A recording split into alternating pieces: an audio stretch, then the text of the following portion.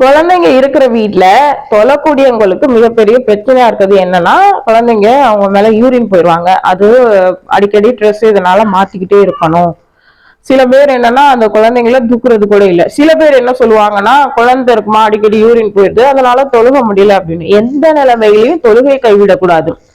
அலி ரலியல்லாஹு அன்ஹு அவங்களுடைய பையன் ஹுசைன் ரலியல்லாஹு அன்ஹு அவங்க நபி ஸல்லல்லாஹு அலைஹி வஸல்லம் மடியில தவழ்ந்து இருக்கும்போது யூரின் போயிடுறாங்க. அப்ப அலி ரலியல்லாஹு அன்ஹு அவங்க சொல்றாங்க, உங்களுடைய கீழாடைய கலட்டி கொடுங்க, நான் கழுவி கொண்டு வந்து தர்றேன், நீங்க வேற ட்ரெஸ் போட்டுக்கிறங்க அப்படின்னு சொல்லவும் நபி சொல்றாங்க, தண்ணி கொண்டு வாங்க, அதை நான் தெளிச்சு விட்டுக்கிறேன் அப்படின்னு சொல்லிட்டு, இது ஒரு பெண் குழந்தையா இருந்தா தான் கழுகணும், இதை ஆண் குழந்தையோட யூரின்க்குலாம் கழுக வேண்டியது இல்லை அப்படின்னு.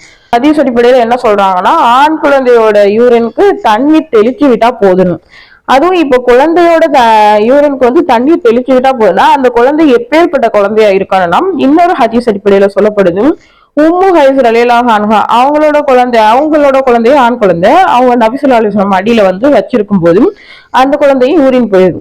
அப்போ நபி ஸல்லல்லாஹு அலைஹி வஸல்லம் அவங்க இதே போல தண்ணீரை தெளிச்சு விட்டுருக்காங்க. ஆனா அந்த குழந்தைய எந்த மாதிரி குழந்தைன்னு மென்ஷன் பண்றாங்கன்னா, பால்குடி மாறாத திட உணவு உட்கொள்ளாத குழந்தை அப்படின்னு சொல்றாங்க. இதுல என்னன்னா, இப்ப 6 மாசம் ஆனாலே எல்லாரும் என்ன பண்ண ஆரம்பிச்சிடறாங்கன்னா, நெஸ்டம் செர்லாக்கு இல்ல வீட்டுல செய்யக்கூடிய ஏதாவது ஒரு சாப்பாடு அந்த குழந்தைங்களுக்கு ஊட்ட ஆரம்பிச்சிடறாங்க. திட உணவு உட்கொள்ளாத குழந்தையா இருக்கணும் அப்படின்னு அந்த ஹதீஸ்ல மென்ஷன் பண்ணப்பட்டிருக்கு.